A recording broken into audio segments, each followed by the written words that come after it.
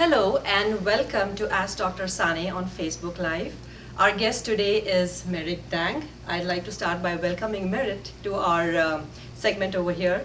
And Merick had a LASIK procedure done with us a few months ago.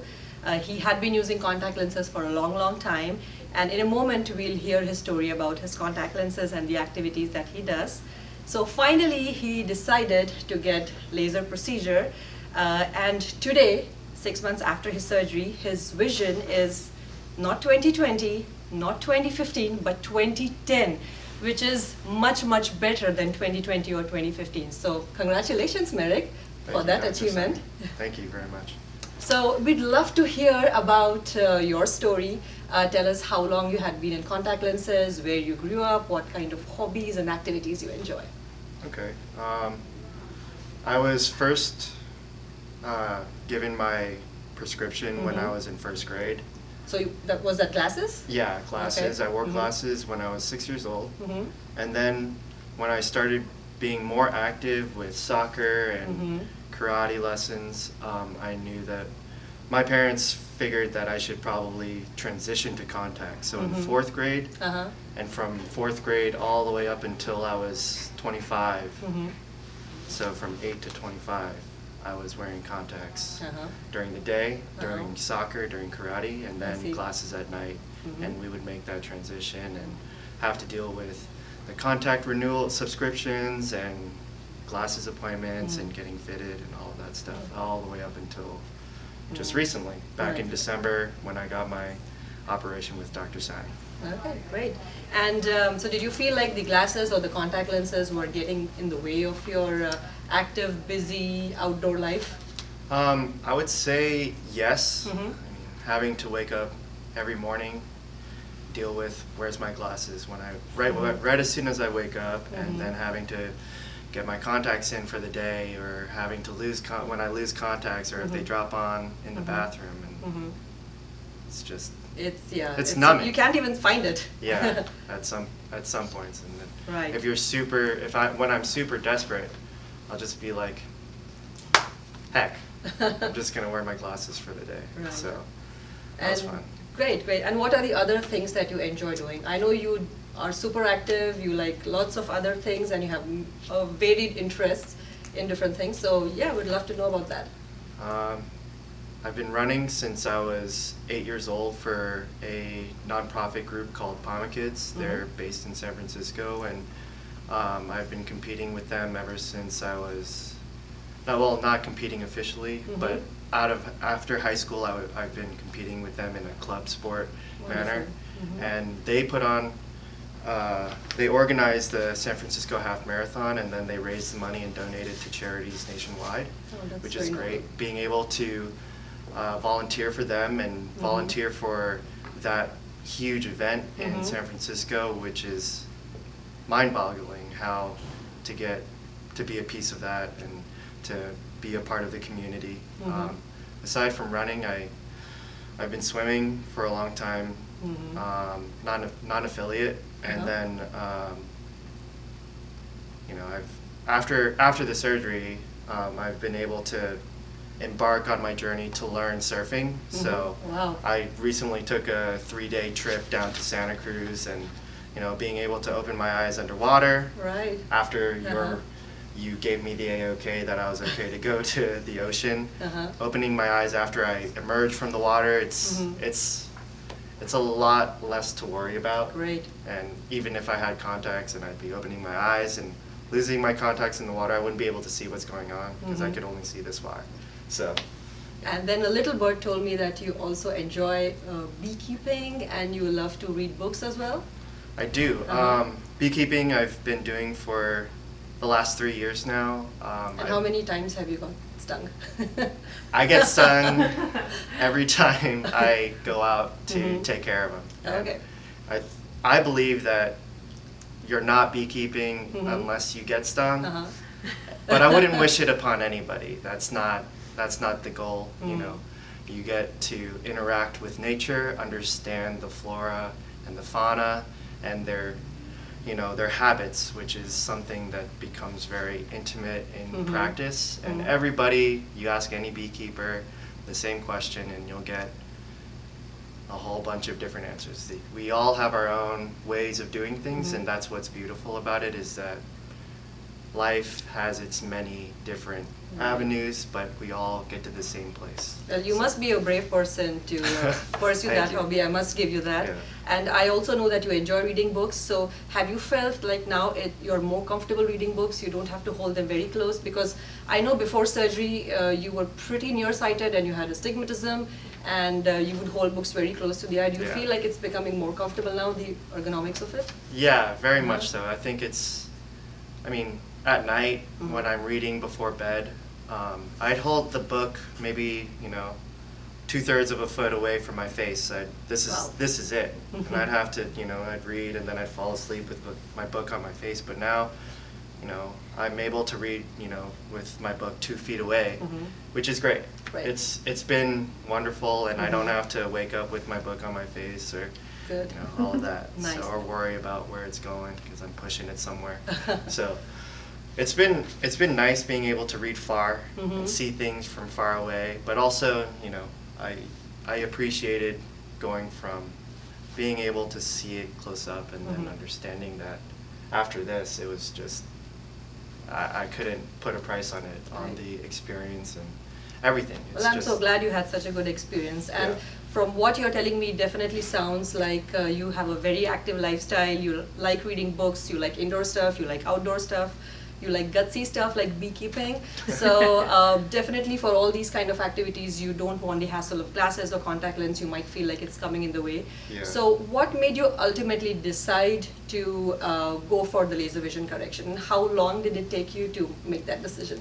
I've been thinking about the procedure and getting LASIK since I think my mom came here and got it from you a decade ago.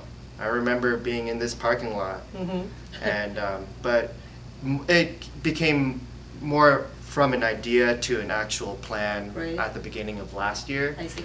Where, my eyes had begun stabilizing in terms of prescription, and I thought now is the best time to do it. I have a well-paying job, I would say, and I'm able to afford this. And when my mom gave me recommendations to start doing my homework on who to get it from, she put your name up at the front, and I had been looking up for other places, which is, I would say, you read the reviews, you read, everything, but for me, it was more of a personal testimonial that made me decide to come here, which was, really important for me. She loves you guys. Right. And I was like, Well, I'm so glad that you had a good experience, your mom had a good experience, and also the fact that you listened to your mom. You came to us. I tried. It's not the easiest time, as with all things. If you could narrate what your thoughts were or what your experience was from your first consultation over here and your journey till you got your LASIK procedure done, did you feel all your questions were answered? Was the staff supportive to you? How did you feel on the day of LASIK? Because I know everyone is anxious on the day of surgery. I was anxious the first day I walked in, because this is a big decision. I've never had to go under the knife or a laser. And, we don't use knives. No knives, I'm definitely afraid of knives. So no. But just being able to consult with the whole process and understand where, the finances, the procedure, the logistics, and being able to have all of that information beforehand.